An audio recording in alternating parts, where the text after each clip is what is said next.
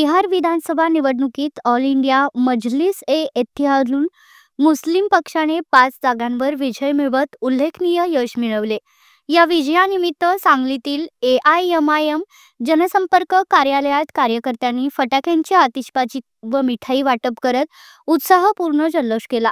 या विजयाचे श्रेय पक्षाचे राष्ट्रीय अध्यक्ष खासदार बॅरिस्टर असुद्दीन ओवैसी, महाराष्ट्र प्रदेशाध्यक्ष इम्तियाज जलील, सचिव समीर साजिद बिल्डर, कार्याध्यक्ष फारूक शहाबी, पश्चिम महाराष्ट्र अध्यक्ष सफिउल्ला काजी तसेच बिहारमधील पदाधिकारी व कार्यकर्त्यांच्या परिश्रमांना दिले गेले।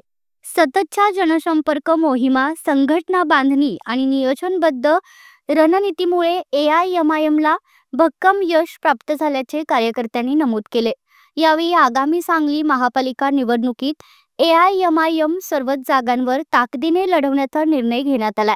यावेळी टिपूबाई इनामदार, आसिफ पठाण, मकसूद मुजावर, इब्राहिम मकानदार, हाफिज रमजान, मुआजबाई, रजाक मदारी, शाहरुख तांबोळी यांच्यासह आदी कार्यकर्ते मोठ्या संख्येने उपस्थित होते।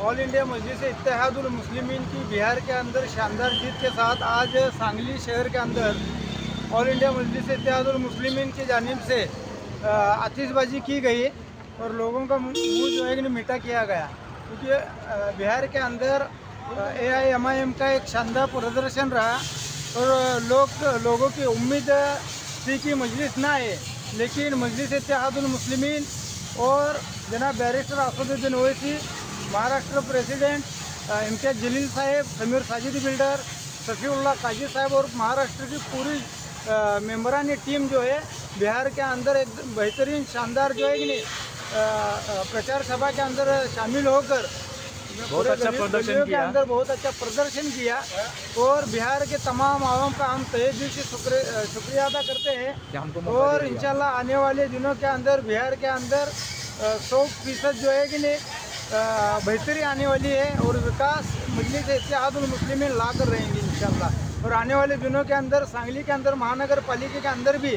शानदार तरीके से मजलिस इत्तेहादुल मुस्लिमीन अपना हिस्सा लेंगी और अपनी कैंडिडेट को चुनकर लाएंगी। जय शिवराय, जय भीम, जय मिल।